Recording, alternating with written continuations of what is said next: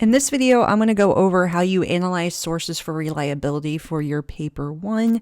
This is a little bit different than you might analyze sources in other contexts, but this is a really good skill to actually develop, especially as you go to college if you're doing history or any other type of papers or research where you have to really analyze credibility.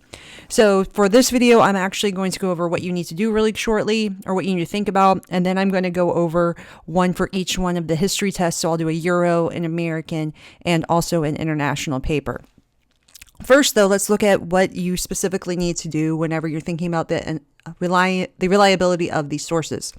First up is who. What do you know about the author, if anything, do you know about the author? For instance, if you're doing the American option and you know that your author was a Republican congressman, that might actually help you out with the source reliability depending on what the question is and what the content is. Next up is what type of source is it? Is this a newspaper, a letter, or a memoir? Because that will kind of help you guide you towards what the purpose of this is and who the intended audience is. So you need to consider the type of source. Note that no source absolutely has to be reliable. Any type of source can be unreliable. Also, where did it come from? Is there a specific organization this source was written for or written as part of, or do you know anything about the location? I'll use America again. If it's an organization, think about the political parties. You know, you're doing origins of the Civil War. Is this Democrats or Republican? Or location-wise, did this source come out of the South or the North? Next up is audience. Who is this intended to read the source? Who is the source written for? Because I will also tell you a lot of what goes in with the purpose, which I'll go ahead and skip down the purpose real quick, even though message is next. Think about why the source was created. Was it created to influence someone's opinion? Was it intended to just give factual information? Was it to stir someone to do something specifically? You need to look into all of those things, and a lot of that's going to come through in the message. What is actually written in the source? What are they trying to convey in this? And of course, you're going to look at bias. This is going to be your big one for the reliability of the sources. I would say you need to look more at emotion versus fact. The most reliable sources are fact-based sources rather than interpretive sources or sources that involve a lot of emotion and a lot of appeals to emotion. Look more for facts. If something is just very fact-based, then that's going to be more reliable than something else that's not so fact-based. Also, with bias, you look at the other things you've already done for the reliability, the author. So what do you know about them regarding this content? What's the purpose of this source? Who's the audience, and etc. That's all going to go into bias. So when you consider those things, you are kind of applying bias, judgment on bias in them already. And then, of course, connect all of this to the question, because sometimes the question specifically will be, if you were looking at just what they wrote without regards to the question or the prompt from the paper, then you might find it more reliable or less reliable depending on what the question is. So always, always, always connect it back to the question at hand. Next up, we're going to go ahead and look at a source from each one of the tests. I'm going to start with Euro. This is question A or section A on the AICE exam. Looking at question B, because that's the main place you're going to be looking at reliability. And real quick, before we get into any more, make sure that if you are running out of time, a lot of students really have a lot of difficulty with understanding reliability and how to actually assess the reliability of a source. So if you're really struggling with this, go ahead and skip this. Just focus on more of the other things to get on higher on the rubric. This is really how you get to that level 5 and maybe that higher level 4. You can pass the AICE exam without analyzing reliability. So this is just where you get those, you've shown real understanding of the question and real understanding of the sources and real historical thinking skills that will really rack you up the points. But to continue on, we're going to look at the Euro question. So this is mostly with your B. Bismarck did not want to use war to achieve German unification. How far do sources A to D support this view? So I'm not going to look at all sources. For this one, I'm just going to scroll up to source C. Source C. I'll read it first, then I'll go over the information about where it came from. We had to avoid wounding Austria too severely. We had to avoid leaving behind in her any unnecessary bitterness or feeling or desire for revenge. We ought rather to reserve the possibility of becoming friends again and regard the Austrian state as a piece of the European chessboard. If Austria were severely injured, she would become the ally of France. This is from Bismarck's memoirs published in 1898, describing the events in July 1866. So right off the bat, repeating the question, Bismarck did not want to use war for German unification. So we're talking about Otto von Bismarck here, and this source is directly from Bismarck's memoir. So Bismarck wrote this, and he wrote it in 1898, so 32 years after the events in question.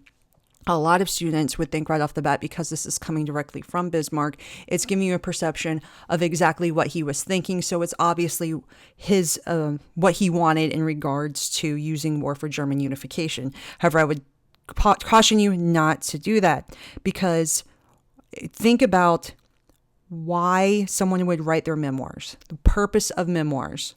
Memoirs are written to influence and shape perception. So Bismarck, 32 years later, is trying to shape public opinion on his actions and really put his mark down. It's not his opinion or thought process in the moment. This is 32 years later. So using content knowledge, what happened in those subsequent 32 years? Was Germany's standing on the world influenced differently? Did people think differently of Germany? Were they viewed as an aggressive nation? And he's maybe trying to say that wasn't my intent. Why is he writing this? And remember, he's trying to shape the public's perception. So don't just take someone at their word. Don't just take Bismarck at his word here. Remember, he's trying to shape your opinion. Therefore, this is full of bias. He wants you to think a certain way about his actions well after the fact. So he's had time to reflect upon what his choices were and how that's being perceived in the current state and time. So I would say for this source, even though it comes from Bismarck and it's questions about what Bismarck specifically wanted, because it is a memoir published 32 years later, and noting what I just said about memoirs, I would say this is not an overly reliable source for those exact reasons. Big one being that 32-year time gap, and why do you write a memoir? Next up is the American option. So our question here is, the Dred Scott decision or Dred Scott judgment greatly benefited the Democratic Party. How far do these sources agree? So we're going to go up to source A. Source A says, the main proposition decided by the Supreme Court is that under the Constitution of the United States, a Negro descended from slave parents imported from Africa is not and cannot be a citizen of the United States. We are told by the leaders of the Republican or Abolition Party that this proposition is cruel, inhuman, and infamous and should not be obeyed by any good citizen. Wherein is the cruelty and inhumanity, the infamy? They quote the Declaration of Independence, which says, we hold these truths to be self-evident that all men are created equal, and insist this language was intended to include Negroes as well as white men. Did any of the 13 states abolish slavery, much less place the Negro on an equality with the white man? History records the emphatic answer, no. This is from a speech by Senator Stephen Douglas in Springfield, Illinois, in June 12, 1857. So looking back, did the Dred Scott decision benefit the Democratic Party? First up, let's look at who wrote this. This is Senator Stephen Douglas. He is a Democrat. He was also, activate your content knowledge here to note that Stephen Douglas was a supporter of popular sovereignty, and popular sovereignty would have been kind of gone along with the Dred Scott decision. So you also need to remember what the judgment was in the Dred Scott decision and the background knowledge on that to know that it was a slave owner moving a slave between a slave territory and a free territory. And the question was Dred Scott freed in the decision? And if you can kind of tell from this reading, if you didn't already know, and if you're taking American, you should have already known, if this is after you've done this unit, that Dred Scott was ruled that Dred Scott was a slave and that slaves are not U.S. citizens, are not citizens, therefore they have no rights, therefore Dred Scott had no right to sue. So he was not freed by the Dred Scott decision.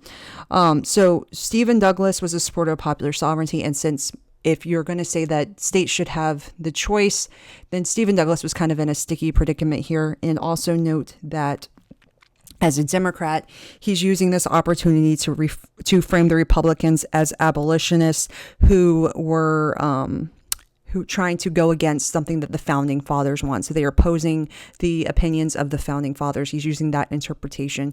And also, he's got a re-election campaign coming in 1858 against Abraham Lincoln. And the big part of the Stephen Douglas debates, which are really famous and also in the unit for this one, is all about the Dred Scott decision. That was the bulk of their debates. And with Stephen Douglas being a Democrat and Abraham Lincoln, his opponent, being a Republican, he's trying to make the Republicans seem radical.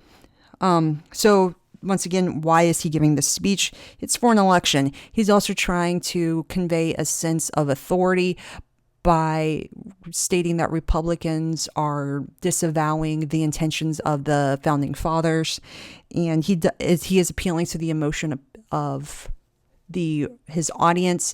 He is not using fact-based knowledge, and he does have something to gain from this. However, being a Democrat, as a Democratic politician, he's kind of pouncing on an opportunity provided to him by the Republican Party and attempting to take advantage of it.